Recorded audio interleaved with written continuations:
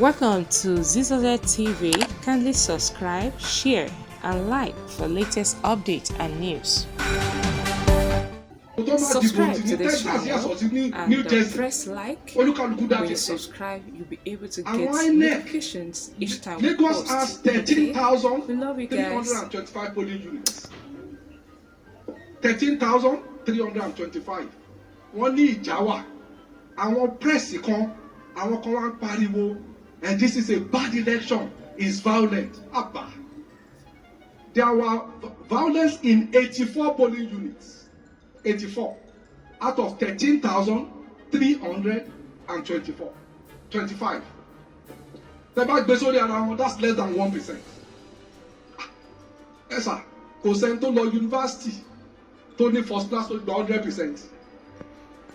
Àwa expect kí INEC gba 100%. Ó jẹ́ ká dúpẹ́ lọ́wọ́ INEC ni.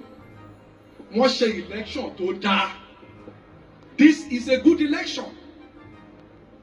A section of the press, a section of the country is now saying, this is the worst election. Níbo, ṣé bá ti ṣe election rí ní country nígbà ayé Ọbásanjọ́ táwọn èèyàn ní more votes than the population of the state.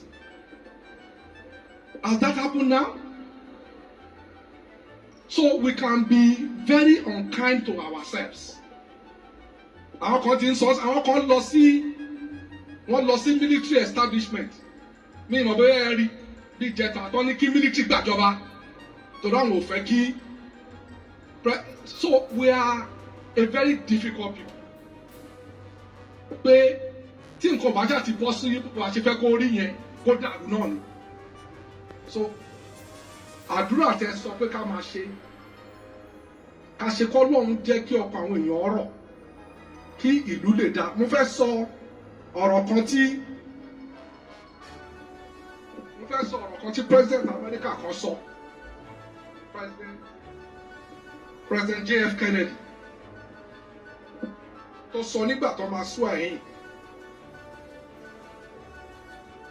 Ó ní let every nation know, let them know whether they wish us well or they wish us ill.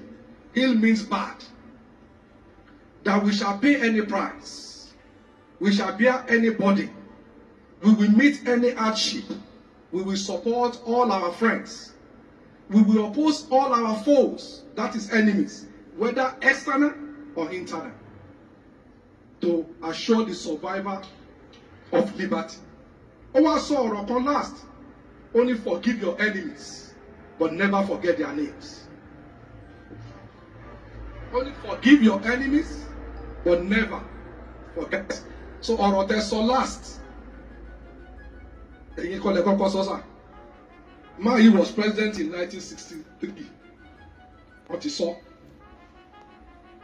As aṣíwájú pẹ̀lú àṣẹ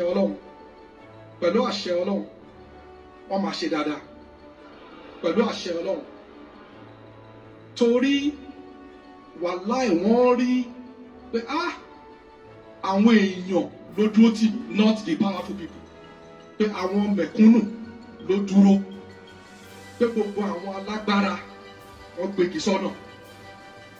So àdúrà tá a ṣe pé k'Ọlọ́run ọba tó dá gbogbo wa tó dẹ̀ nínú oṣù wọ́n bá wa dúró tì wọ́n kí gbogbo àwọn ṣẹ̀tàn kéékèèké tẹ́ sọ yẹn wọ́n máa ráyè torí wọ́n wà ń bẹ̀ lóòótọ́ parọ́ k'Ọlọ́run ọba tó ní wa tó wá jẹ́ kí àwọn ṣẹ̀tàn kéékèèké yẹn k'Ọlọ́run bá rẹ̀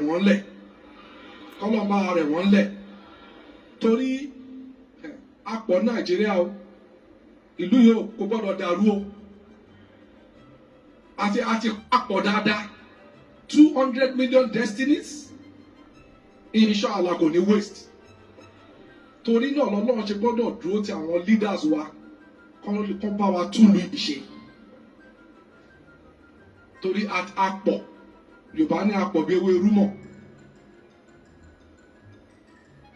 torí bí ẹ ṣe sọ́sà àwọn ọmọ Gen Z mo ń wo program kan láàárọ̀ yìí tí ẹnìkan sọ pé báwọn ọmọ wa nísìn bọ́n tiẹ̀ ṣe máa ń bú àgbàlagbà wọ́n á kàn sọ̀rọ̀ sẹ́gbẹ́ anybody báwo la ṣe ń tọ́ wọn gan-an tí ò tẹ̀ wá sí respect pé ká tiẹ̀ bá àgbàlagbà ẹ̀ ká sọ́sà á ní you must earn it.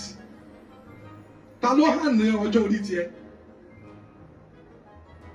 Tó Ọlọ́run kó ṣàánú wa Nàìjíríà o, Ọlọ́run kó má dàlú wa rú o.